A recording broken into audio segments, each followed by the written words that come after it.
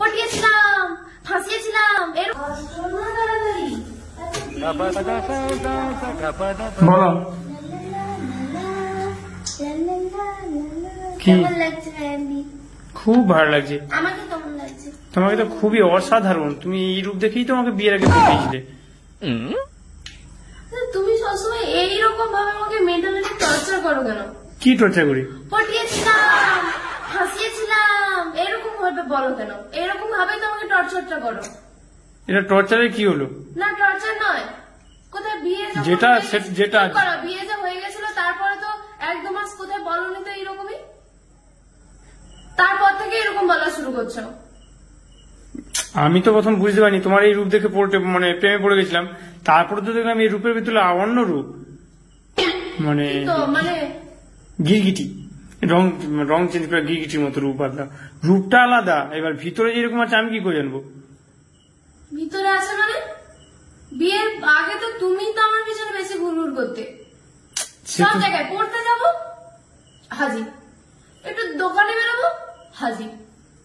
সে তো আমি জানতাম না, ঘুরঘুর করতাম যে তখন মেয়ে পাওয়া যায়নি, যা করে বিয়ে করতে হবে ওই জন্য। মানে কি বোঝাতে চাইছোটা কি? তুমি সবসময় আমাকে এরকম বলবে তুমি আমাকে পটিয়েছিলে, তুমি আমাকে ফাঁসিয়েছিলে, সবসময় এরকম ঢং করে করে বলবে, আমাকে মেন্টালিটি টর্চার করবে, আর আমি সেগুলো সহ্য করবো?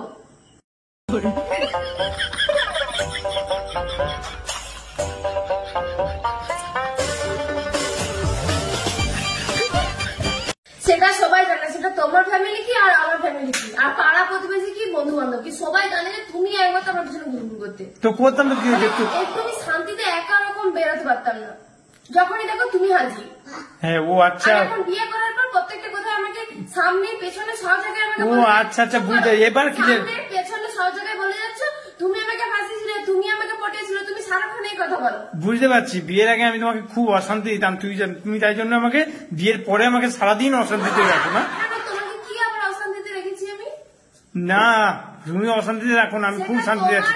তুমি আমাকে বুঝে নাও তোমার ব্যাপার, আমি তো তোমাকে জোর করে বিয়ে করতে যাইনি, তুমি প্রস্তাব দিয়েছো, বিয়ে হয়েছে।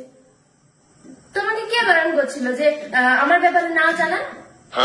আরে আমি কি করে জানবো? তুমি এখন বললে তো আমি শুনবো না যে তোমার ভেতরে এই ছিল, তোমার ভেতরে ওই ছিল, তোমার রূপ গিরগিটি, তোমার রূপ বাঘ, সে যাই হোক, ভূত পেতনি যাই হোক, তুমি আগে তুমি মানে করে নাও নি কেন, যাচাই করে নাও নি কেন? আমি কি করতে বললে তো আমি শুনবো না। মেয়েদের মন ভগবানও বুঝতে পারি না, আমরা কি করে বুঝতে পারবো? তোমার এখন তোমার পুরোপুরি তোমার দোষ। তুমি আমাকে যে এই যে টর্চার গুলো করতেছো এগুলো বললে আমি শুনবোই না। তোমার জেনে বুঝে বিয়ে করা উচিত ছিল। জেনে বুঝে বিয়ে করেছে কিন্তু ভিতর থেকে ওই রকম রূপের আমি বুঝতে পারিনি। তুমি গিরগিটি, তুমি এটা, তুমি ওইগুলো বলে দিলে আর আমি শুনলাম। তুমি কেন এইভাবে আমাকে টর্চার করো? কোথায় টর্চার করছি ওটা বলে? টর্চার, এগুলোকেই টর্চার বলে। স্বামীর কাছ থেকে এগুলো শোনা হয়নি তো টর্চার রে বাবা। ভাই আমি জানি আর কি টর্চার বলে। চুপ করো, তুমি এখন প্রচুর চেঞ্জ হয়ে গেছো। তুমি পরিষ্কার এটা নিজের মুখে স্বীকার করো যে আমি চেঞ্জ হয়ে গেছি। হ্যাঁ ভাই চেঞ্জ হয়ে গেছি। ঠিক আছে।